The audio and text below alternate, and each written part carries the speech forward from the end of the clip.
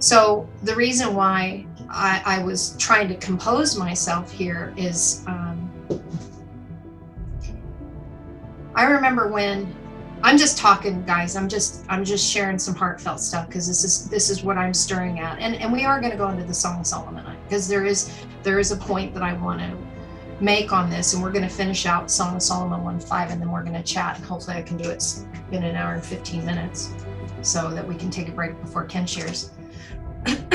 But what I just did with deleting the words off the page reminded me when I integrated all of my multiple personalities that I was dealing with. So when I got to the end of my dark night of the soul, and I was in that place where integration needed to be the next step. Like I had swept out all of the really intense stuff that had caused me to fracture out, and I had swept through all of those things.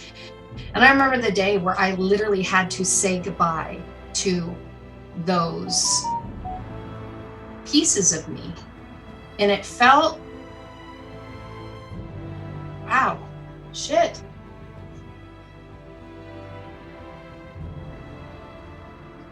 Still having a hard time talking about it. I feel like you're losing because it's beautiful. These aren't sad tears. These are beautiful tears. It's just kind of to put it to words because it's so deeply personal. I had to say goodbye to them. But what I didn't realize was I wasn't really saying goodbye. I was saying welcome home. There was a big difference. But I had to go through the words, and I remember addressing each one, and the hardest one would have been what you would have called my Lilith side. I called her not me. Not me. And it's funny because not me was very masculine in energy, not feminine, extremely masculine in energy. And I remember that was like the last one that I had to deal with. The other ones were easier. The other ones, like, they were just easier. They were a lot easier. But that one was the one that saved my life many times and protected me.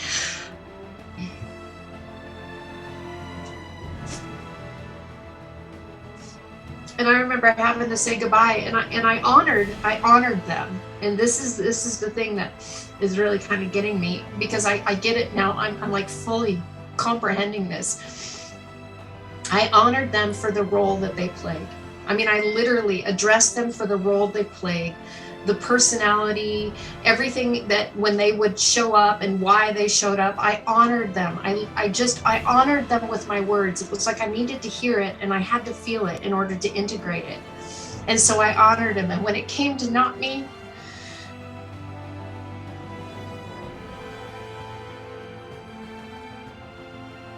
I had to sit on it for quite a bit because it was scary. It felt really scary. Like, what was I going to do without having that shield? We could talk about the greatest psyop. And I remember when I said goodbye,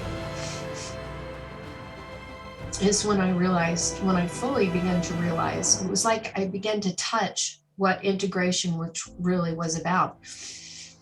Because I hadn't walked through the fullness of that until last week. I had only just touched it. I had just tasted it, what it was like. And it was that sense of, I'm going to lose something. But what I realized is that in the sense of letting go and losing, I gained everything. I didn't lose anything. In fact, there was a greater revealing and a greater measure of what I received in simply just letting go. And so coming to Anana again was like, oh my God, I get it now. So when Ken has talked about master and servant, and we've talked about the ego bowing to the master, there's that place in time where you come face to face with yourself and you say goodbye, but you're really saying hello. Mm-hmm. And you're really saying, I see you. Like, for the first time, I see you. And it goes both ways. Like the ego for the first time sees Anana, and Anana is then recognizing and honoring the strength of the ego and how it served Anana coming face to face. And it's really wrecking, but it's a necessary step to embrace Anana, so that in all of our transactions that we have with other selves, we can then truly honor them, because we honored ourself. I honored Carrie. I honored the journey of Carrie. I honored everything that Carrie, as this avatar, as the separated ego, experienced, in order to let go of it, so that I wasn't holding on to any of the attachments of the ego.